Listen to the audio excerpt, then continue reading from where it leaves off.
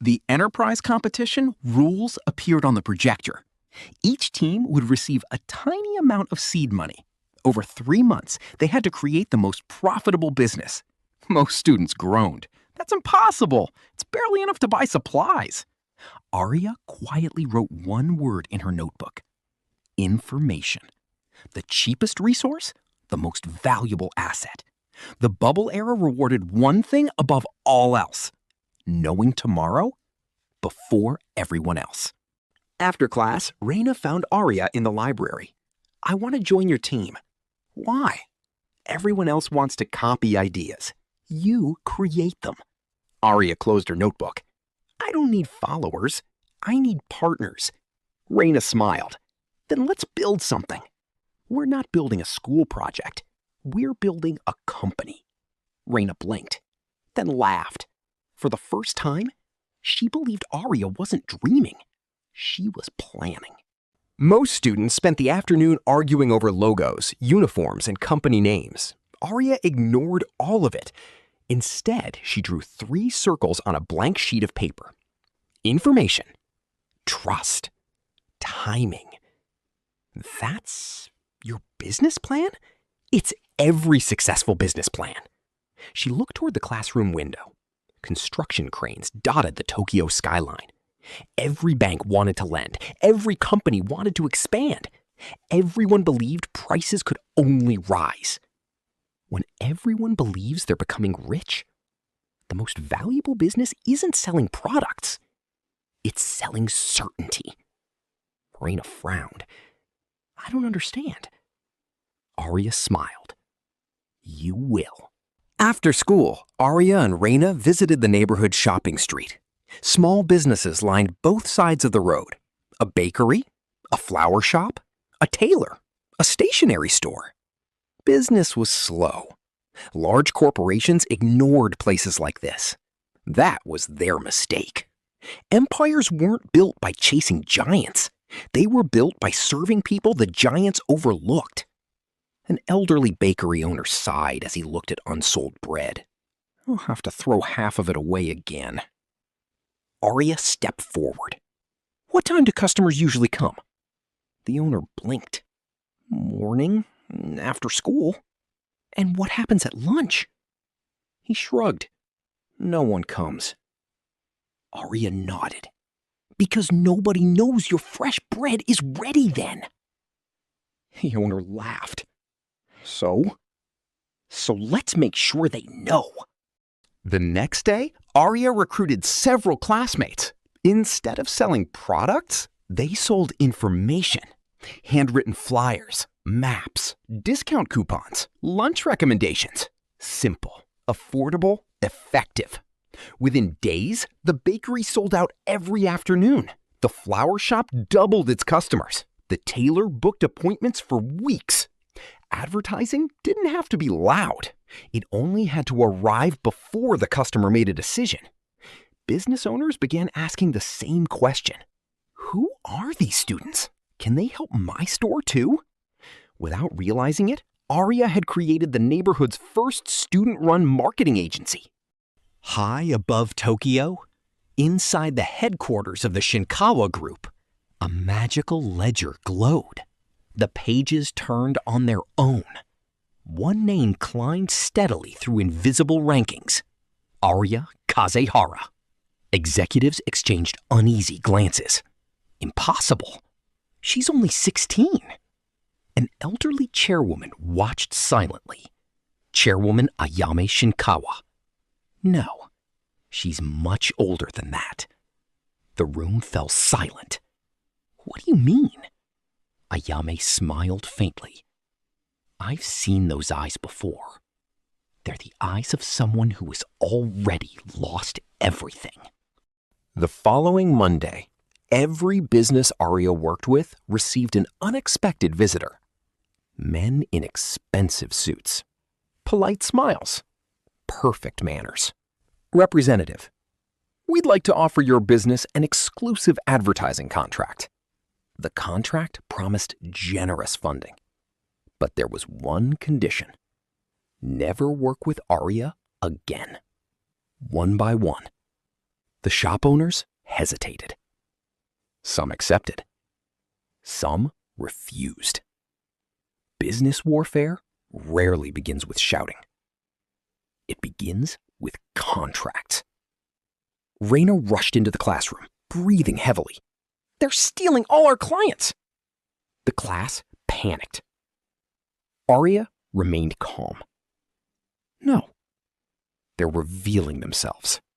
That evening, Raina found Aria calmly writing letters. "Aren't you worried? If they spend money to stop us, we're already important." She sealed the final envelope. What are those? Invitations. To whom? Every small business the Chaebols have ignored. The next morning, dozens of shop owners gathered in the school auditorium. Some sold tea, some repaired bicycles, some owned family restaurants. None had ever spoken to each other. Aria stepped onto the stage. Alone, you're customers. Together, you're a market. The room grew quiet. They divide you. I want to unite you. Why would a student help us? Aria answered without hesitation. Because one day, I'll need partners. As the meeting ended, each merchant received a small blue card stamped with a silver dragon. On the back, 3 words: Dragon Commerce Club. The merchants smiled. It was simple, but it meant something. Belonging, trust, a network. Without realizing it, Aria had planted the seed of an organization that would one day rival the nation's largest corporate alliances. Late that night, Aria unlocked the mysterious notebook she had purchased from the old bookstore. She turned to the final page. It had been blank before. Now, golden letters slowly appeared on the paper. Second Air awakened. Another line formed beneath it. The game of dragons has begun. The room grew cold. Outside her bedroom window, a black sedan stopped across the street. 3 people in dark suits stepped out. None wore family crests. None spoke. One simply looked toward Aria's house and smiled. In my first life, there were 7 heirs, 7 dragons, 7 corporate empires. This time, someone was hunting them before they could rise. And if I failed to discover who, the future would change in ways even I couldn't predict. The black sedan remained parked across the street. Rain tapped softly against its windows. Inside, 3 figures watched Aria's bedroom. None wore family crests. None belonged to any of the 7 merchant dynasties. The oldest among them closed a folder. Across the front, one symbol. A black dragon swallowing its own tail. Positive confirmation. The second heir has awakened. Should we eliminate her now? No. We observe first. We remove only those who become dangerous. The sedan quietly drove away. The following morning, Aria opened the mysterious notebook before leaving for school. The final page was no longer blank. Golden ink slowly flowed across the paper. Second heir confirmed. Another line appeared. Current influence, 127 people. Aria frowned. Influence? More words emerged. Influence creates destiny. Destiny attracts dragons. The writing faded. For the first time, the notebook wasn't predicting the future. It was measuring it. Inside the classroom, Raina rushed toward Aria, holding a newspaper. Our merchants are becoming famous.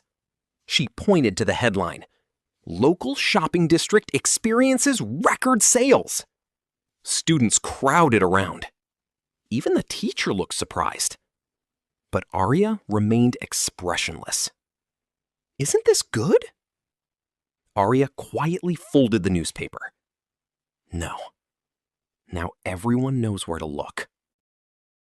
After class, the Dragon Commerce Club gathered inside the library. More than 20 merchants arrived. The bakery owner smiled. "We've never made this much profit." The florist nodded enthusiastically. "Our flowers sold out before sunset." Everyone applauded. Aria raised one hand. The room became silent. She placed a map of Tokyo on the table. "This district isn't enough." Confused faces filled the room. "We expand." Across the city. Inside Shinkawa headquarters, Ryuji stood before a massive window. His advisor entered quietly. "They've organized nearly every small business nearby." Ryuji smiled. So she skipped capital and invested in relationships. The advisor nodded. "Should we interfere?" Ryuji shook his head. "No. If I crush her now, I'll never know how far she can grow." He looked toward Tokyo. "I want her at her strongest. So defeating her actually means something." 3 days later. Dozens of shop owners gathered again. This time, they brought friends. Restaurant owners, bookstores, tea shops, fruit markets, repair stores. The auditorium became crowded. Aria stepped onto the stage. Behind her, a single banner. Dragon Commerce Club. One shop survives. 100 shops negotiate. The room fell silent. She continued. "Together, you decide prices. You share customers. You protect each other." An elderly merchant slowly stood. "So, we become one market?" Aria smiled. "Exactly." Aria drew 3 circles on the board. Customers, merchants, information. Then connected all 3. The person who controls information controls demand. The person who controls demand controls business. The person who controls business changes history. Reina quietly whispered. Far beneath Tokyo, inside a hidden chamber, 7 empty stone chairs surrounded a massive table. Only one seat was occupied. A masked figure watched glowing screens. Each screen displayed a different name. Most remained dark. Only one glowed brilliantly. Aria Kazuhara. The masked figure smiled. So, the second dragon remembers. Another figure entered. Orders? The answer came immediately. Find the remaining heirs before she does. 1 month later, the competition rankings were announced. Every team had earned small profits. Some had lost money. One team shocked the academy. Team Kazuhara. Profit growth, 1,847%. The classroom exploded. Students couldn't believe it. The teacher checked the numbers twice. "They're correct," Ryuji quietly watched Aria. Not surprised. Interested. High above Tokyo. Chairwoman Ayame Shinkawa received the report. She read it once, then again. Her secretary asked carefully, "Should we recruit her?" Ayame looked toward the skyline. "No. If she's truly who I think she is, She won't work for anyone. The secretary hesitated. Then what? Ayame smiled. We negotiate. That night. Arya unlocked the notebook again. Golden letters slowly appeared. Influence level achieved. The pages turned by themselves. A new page opened. One sentence formed. The third heir has awakened. Then another. Location unknown. Arya's heartbeat quickened. History had accelerated. Deep inside an abandoned temple. A teenage boy slowly opened his eyes. Blue dragon-shaped flames surrounded him. In his hand, he held a notebook identical to Arya's. He smiled. I remember. Outside, an old monk looked toward the night sky. The dragons are gathering again. In my previous life, we became rivals. This time, someone intends for us to become enemies from the very beginning.